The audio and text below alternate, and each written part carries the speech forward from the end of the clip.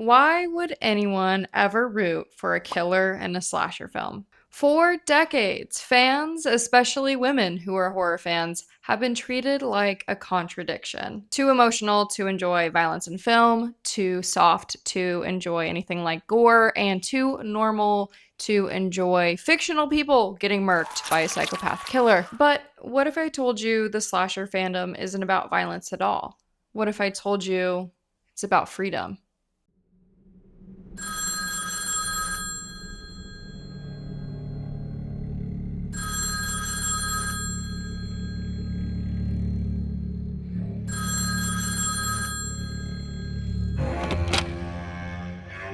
The Communication Crypt.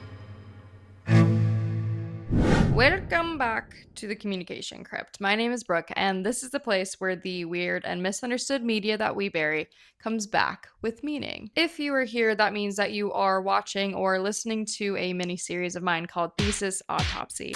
In each episode, I go over a different chapter of my thesis research in the horror fandom. In episode 1, I covered chapter 1, the introduction, where I went over my connection to the horror fandom, or how I became a horror fan at 6 years old. And I also went over what exactly in the horror fandom I was studying, which was the unjustified killer, or more specifically, people who are fans of the unjustified killer in the slasher film. Now, in this episode, I'm slicing into chapter 2, the literature review, where I'm going to go into even more deep detail about media studies and the media theory that I used to guide my research to help build more context as to why people have deeper connections to horror. So let's get into it.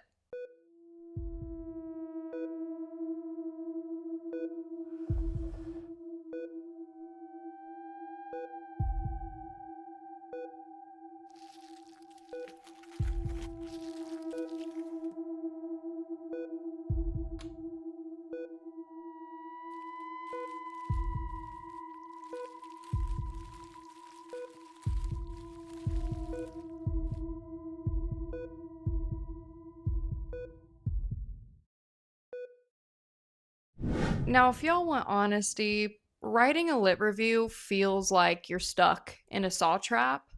Um, it feels like you're forced to be there, right? My thesis advisor was Jigsaw.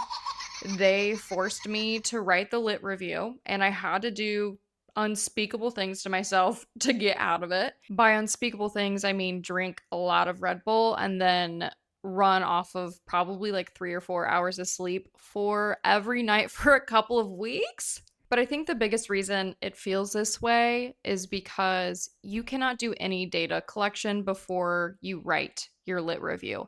And a lit review is a review of research that has been done in the same field of study as yours before you collect your data.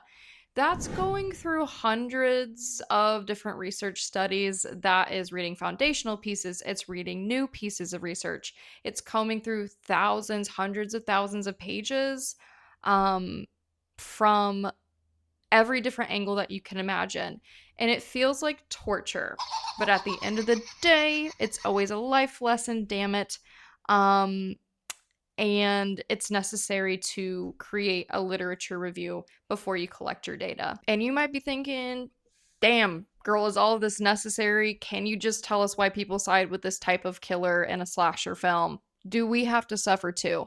And the answer is yes. But I'm gonna make it fun. But also, the weight of my findings in this research study are not going to feel as important without building this type of context, without telling you about prior research that has been done in the field of horror studies and media studies.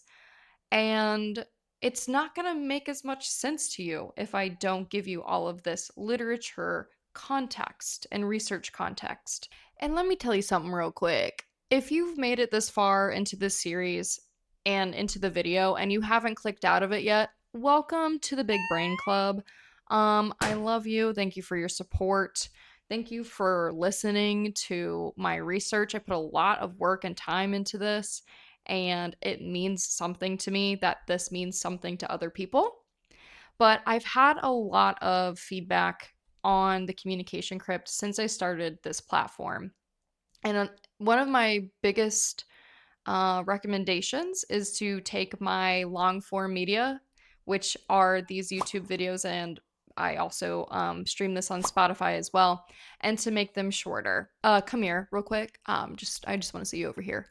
I'm not doing that. Instagram Reels and TikToks have convinced you that you need immediate validation in 30 seconds or less and have screwed with your patterns of learning. And a part of this platform on YouTube and my long form media, like this mini series, is to help break you of that, right? So if you feel like you're a victim of the endless scroll 30-second abyss that is TikTok and Instagram and Twitter and so on, welcome to your rehabilitation program where I'm going to help break you of that feeling of needing something answered in 30 seconds or less. So, if you're here still listening to this podcast or watching this on YouTube, I love you. So, grab yourself a little snacky and let's start with the rise of media theory.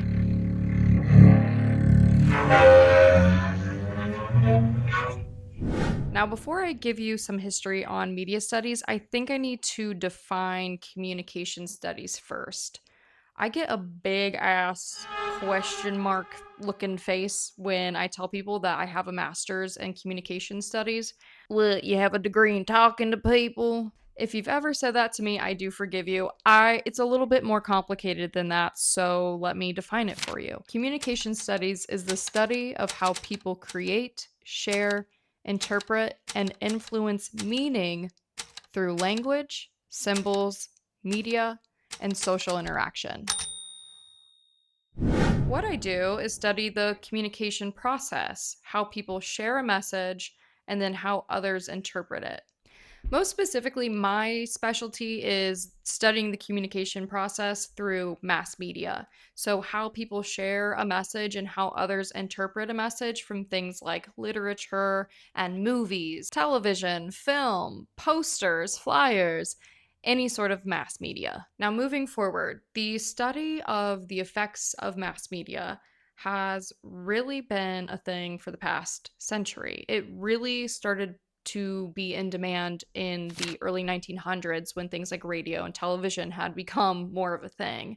And the biggest question that drove most media research during this time was, what are things like radio and television doing to people psychologically? Early around the 1920s, media theorists like Harold Lasswell feared that audiences were sort of helpless victims of mass media. They developed what is known as the hypodermic needle theory, which suggests that media acts like a hypodermic needle that injects a message directly to an audience member's brain. And think about how a drug, you can't really control the effects of it.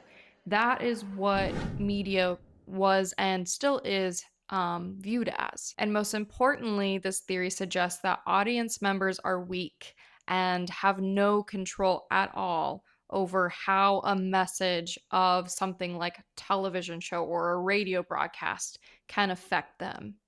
A lot of this stemmed from World War I propaganda. A lot of those posters suggested that the message was the government needed civilians to do whatever means necessary to support military tactics. Now, most people are familiar with Uncle Sam, who was used as a character to convince men to enlist in the military during this time.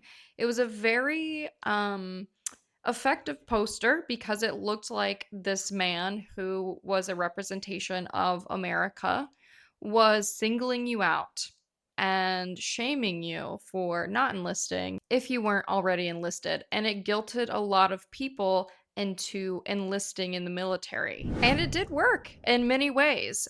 A lot of people's opinions about war and politics were shaped differently because of war propaganda. By the war's end, about 2 million men had voluntarily enlisted into the military. However, the theory that all media acts like a hypodermic needle and that all audiences are helpless in how it affects them can be easily disproven even by war propaganda during this time, because although 2 million men had voluntarily enlisted in the military, 3 million more men were enlisted through the selective service, right? So involuntarily, 3 million men were enlisted. So you can absolutely say that war propaganda during this time had persuaded public participation, but it was not enough to sustain the war. So were people persuaded as intended by war propaganda? Yes. Was war media brainwashing everybody that engaged with it? No. So, scholars began to challenge this hypodermic needle theory, or this idea that audience members are passive and have no say in how a message affects them.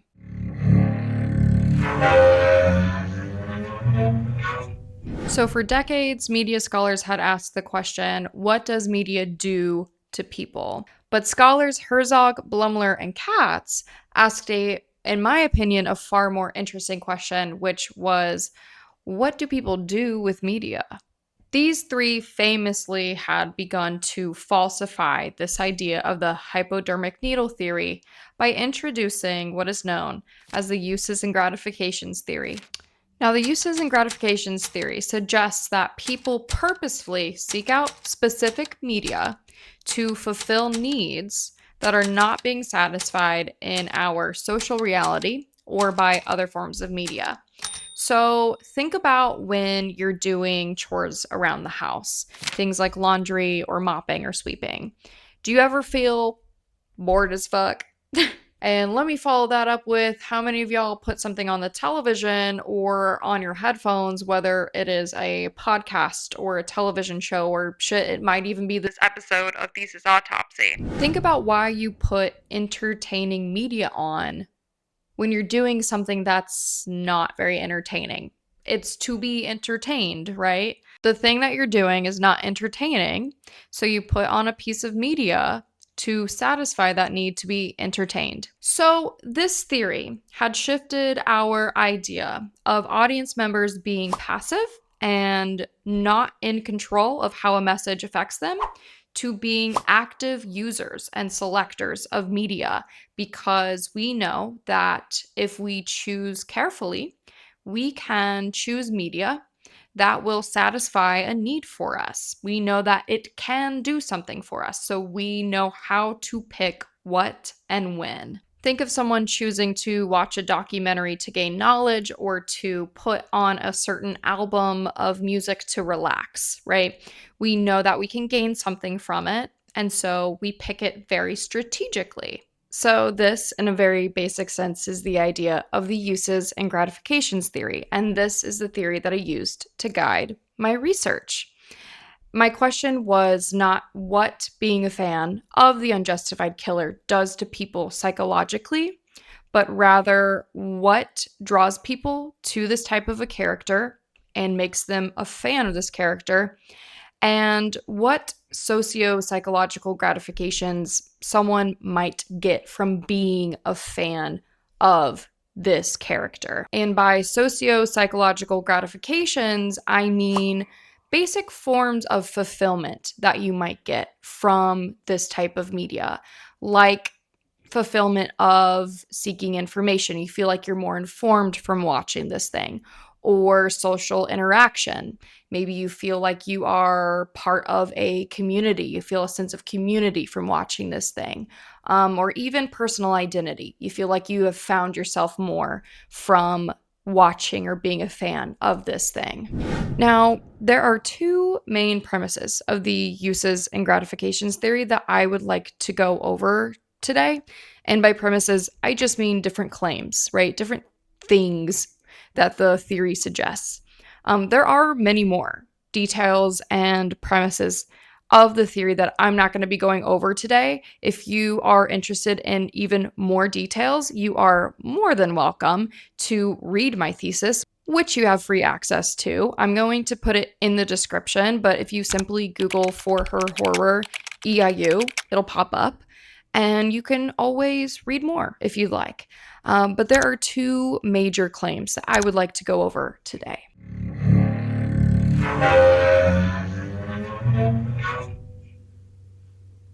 And the first one is that media competes with other forms of communication to satisfy our needs. And by other forms of communication, I mean two things. One, I mean other forms of media, right?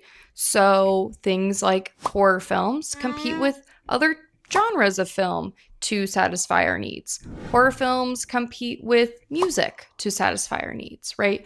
Horror films can compete with things like social media to satisfy our needs. And I also mean that media competes with other forms of communication, like interpersonal communication, to satisfy our needs. And by interpersonal communication, I simply mean any sort of social setting where you're talking to somebody. So, when you invite your friend over to sit on the couch and spill the tea, that's interpersonal communication. So, media is always competing with interpersonal communication to satisfy your needs. So, when a need cannot be satisfied by other forms of media or by especially interpersonal communication, we then seek out specific pieces of media to satisfy our needs. This was proven in a study in 2023 by Prochnow, and it was a study that looked at an all-male online football gaming community. And over time, they found that players within this gaming community who had higher depressive symptoms and lower real life social support systems were more likely to form strong social ties with this gaming community. The gamers could not find the social support systems that they needed outside of the gaming system in their interpersonal lives. They could not find a community to support them. So they sought out community through an online gaming system. And they found that it really satisfied this need. So the idea is if people are seeking certain gratifications or certain fulfillment through media and they're receiving that fulfillment, then we can assume that they are not receiving that same sort of fulfillment in social reality. So that's the first premise. Now, the second premise or claim from this theory is that audiences are actively participating in meaning making. Your experiences as a person 100% shape the way that you interpret media or things like film. Your experiences as a person will influence the message that you receive from something like a movie. And you know what? Let me draw something up for y'all real quick. Okay, so in the middle, we have what we've been talking about, which is media, which in the case of my research and this example is film. Okay, now on one end of the film, you have the producer. This is the director or the writer. It's the person that created the film or the piece of media. On the other side of the film, you have the audience, which is what we're talking about here in my research, or the fans, or the viewers, the people watching the film, right? Now, when it comes to the media's message, it filters through two main channels, okay? The first channel is from the producer to the film itself. This is the intended meaning by the producer, what the producer wanted the message to be. Then you have channel 2, which is from the film to the audience. This is the interpreted message, or what the audience thinks the message is. The interpreted message is based on the individual viewer's life experiences, like I had mentioned earlier. So a hypothetical example of this might be between two different types of audience members watching The Joker. So someone who watches that movie who has had everything in life handed to them pretty easily and has had a very low stress type of life might view the Joker as a psychotic character. On the other end of that spectrum, you might have an audience member who has had a rough life. They might have gone through a lot of bullying throughout their life. Maybe they struggle to fit into any sort of community for all of their life. They might view the Joker as a character that's not psychotic, but yet misunderstood. So the audience is not going to be one cohesive interpretive message. It's going to be thousands upon thousands of different interpretations, though a lot of them are going to be very close. Again, the way that you experience life is going to shape the way that you interpret a message. So, that being said, both of these channels are never going to match up perfectly because we're all each living very different lives, right? And sometimes that can create some really interesting interpretations of film that are not intended by the producer or by the director. So, let me give you a fun example: The Babadook. If you don't know The Babadook, it's an Australian horror film about a mom who is grieving the loss of her partner. She's also being haunted by a storybook character that feeds off of grief and trauma.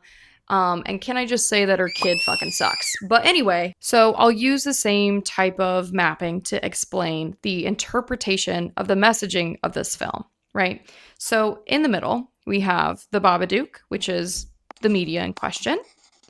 On one side, we have the producer or the director, Jennifer Kent. And then on the other side, of course, we have the audience or the fans. Now, in 2013, the director had explained in an interview that the Babadook character represented grief and trauma and suppressed feelings and dark emotions that the mom was trying to suppress. So that was the message in Channel 1 from the producer or the director to the film itself. On the other side of this, on the audience's side, right, the Babadook had become and is still known today as a gay icon. Now, this interpretation actually stemmed from a mistake that had happened in 2017. The Babadook was accidentally categorized as an LGBT film on Netflix. So naturally, people thought that was funny and they began to label the Babadook as gay. But the funny thing is that this joke of the Babadook being gay resonated with a lot of queer people because his story actually fits a lot of similar themes that the queer community faces, like this idea of trying to be suppressed but being impossible to suppress, or this idea of extreme isolation, right? This character is extremely misunderstood. And so a lot of queer people actually started to, in a very serious way, claim the Babadook as a queer-coded character. So totally unintended, but might I add, happily accepted by the director, Yas Queen, the Babadook is now tenderly known as a gay icon. This was not something that the director intended, but it was something that was actually interpreted by audiences. And I know this is a space where I am not supposed to be shaming fandom in any sort of way, but like, you have to admit that's kind of weird. Is that not kind of weird that a character like the Babadook was queer-coded? Anyway, here's my special release, Pride release of the Babadook. Yes! This is one of my favorite, weirdest pieces of physical media. They only made 2,500 copies. You can see this is copy 1320. Happy Pride, everybody. You know this is a very safe space to be weird and unusual. Now, I was hella on board with using this theory because it opened up the possibility for me to talk to fans intimately about the weird things that draw them to media. And the uses and gratifications theory has proven to be a theory used to examine weird and unusual media, which I was very much into. So I want to talk a little bit more about how this theory has been used in the past and how it's a theory for the weirdos.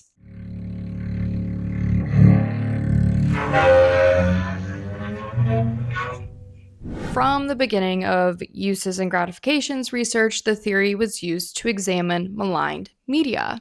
In fact, the first theory to use uses and grats theory in research was in 1944 by a scholar named Herta Herzog. She was a she. And she used this theory to examine how housewives were drawn to daytime soap opera radio programs. Now, at the time, radio was a relatively new medium, and daytime soap operas were considered to be lowbrow. And it was for that reason why Herzog wanted to find out what draws people to that media. And specifically, she had concluded that it had to be because that these housewives were getting some sort of gratifications or fulfillment out of these soap opera radio shows that they were not able to get in their own social realities. And that's exactly what she found. One of Herzog's findings was that the melodramatic storylines allowed the housewives to experience intense emotions in what they found to be a safe space. The women reported feeling and practicing emotions like crying, worrying, feeling excited, and feeling anxious about characters, and feeling that they could do so in a safe space listening to a story when they didn't think that in their actual lives they felt like they were comfortable enough expressing these feelings interpersonally with other people. This engagement with the radio show and allowing themselves to express these emotions while they were listening to it helped them process these very real feelings that were being suppressed in their actual lives. One of the findings that really stuck with me was this idea that from the radio show, the housewives had gained a lot of comfort from knowing that other people had troubles too. The very dramatic problems in the radio show, things like illness and suffering and relationship problems, had comforted a lot of the housewives who were dealing with the same sort of issues. And it made them feel less isolated when they, being housewives who were home alone for most of their time, most of their lives, felt extremely isolated. So these shows brought them a real sense of comfort and community that they were not experiencing in their own interpersonal lives. Now, since Herzog's foundational and groundbreaking research, uses and Gratz theory has been used to look at a lot of different maligned media. Anything from rock music to pornography and to, yes, of course, horror film. Now, before my research, there was one study conducted in horror studies using the uses and Gratz theory. And that was a study conducted in 1996 by Lawrence and Palmgreen. They wanted to know, when choosing film, why audiences would ever choose the horror genre over any other genre. Now, you might be thinking, gee, Brooke, that sounds like your research study, but on the contrary, let me talk a little bit about how mine was different.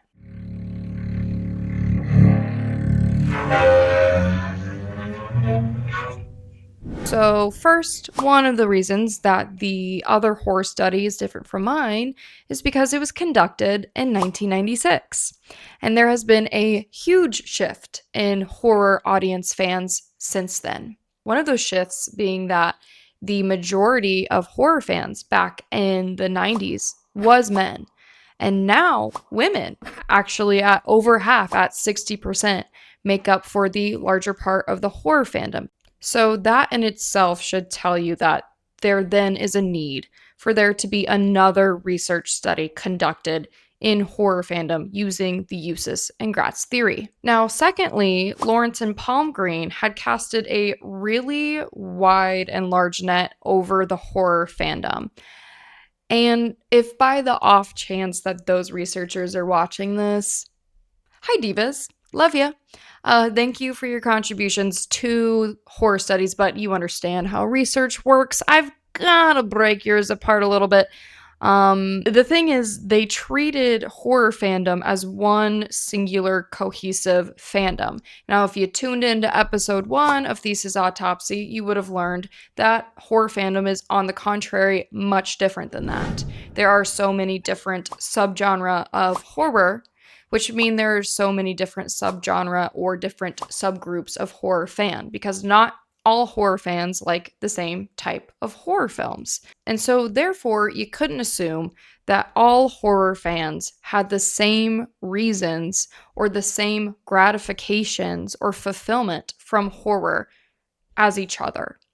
They were probably tuning into different types of horror films because different types of horror films can give you different sorts of satisfaction. So, because of that, I wanted to do research in the slasher horror fandom specifically, not just horror as a whole, just slasher, and more specifically, one element of the slasher, the unjustified killer, because I wanted my results to be even more fine-tuned and to be even more specific. And lastly, Lawrence and Palmgreen used quantitative research methods. Now, historically and actually currently, uses and gratifications research primarily uses quantitative research methods. In communication studies, when it involves researching people, there are two research methodologies that are compared to each other. There's quantitative and there's qualitative. Now, I remember it very seriously like this. Quantitative is numbery and qualitative is feely. Quantitative methods are things like surveys or questionnaires that ask closed-ended questions, methods that do not create a conversation between the researcher and the researched. Quantitative scholars use these methods because it's their goal to research a very large group of people into which they can project their data and their findings onto the entire population. So they're trying to answer a question for an entire population. So the only way to do that very reasonably would be to use quantitative methods in which you're asking very short and closed-ended questions. So in a lot of ways, quantitative scholars take the human experience and simplify it down to something that's more measurable, in a very numerical sense. And this does mean that a lot of those studies that use quantitative methods are surface level. So for example, Lawrence and Palmgreen used questionnaires with Likert scale. So for example, on a scale from very likely to very unlikely, how likely are you to put on a horror movie because you're bored? This gives the audience the opportunity to answer that question, but to not give further detail on why they're bored, right? And from these questionnaires, they did find that the fans had high sensation-seeking gratifications when they watched horror film. So the fans knew that what predetermined them picking a horror film was that they knew they would not be bored while watching it, which they could not guarantee if they were watching something like a drama or a romance film or even a sci-fi film. Now, this is all very valuable, but what it does do is strip human experience, especially unique and bizarre human experience, from your media diet. And that's another reason why my research was going to be different, because I am a qualitative scholar. So I use methods such as focus groups or interviews to talk to people on a very intimate level, long form, where they can not spare these juicy details and we can get into the real tea as to why you're drawn to something. And that's the thing. I don't just want to know that you think life is boring, so you watch horror films. I want to know something even more juicier than that. I want to know that you have a 9-to-5 job that you freaking hate and that you want to see Jimmy, your boss, be murked by a masked killer. So you imagine him as a victim in Friday the 13th when you watch that film, right? So for my study, I decided to do long form interviews so that I could have a real conversation with these fans and get at to the deeper underlying meanings that are hidden behind why they would ever side with the unjustified killer in the slasher film. And more on that in episode 3 when I talk about my research methods. In this episode, episode 2, I talked about the rise of media studies, and I also talked about the uses and gratifications theory, the theory that I used to guide my research, and how people use media to satisfy certain needs that they have in their lives. In episode 3, I'll go over chapter 3, the research methods. It's going to be a short episode about how I collected my data, who I collected it from, and why. And then we get into the juice, or why it is that people would ever side with the unjustified killer in slasher films. And spoiler alert, it is to satisfy needs. As always, thank you for joining me in the crypt. An easy way to support my research and this channel is to subscribe to the YouTube channel, like this video, give it a comment, and to follow me on Instagram and on TikTok. And I will see you guys next time when I make the next incision. If you'd like to make a call, please hang up and try again. If you need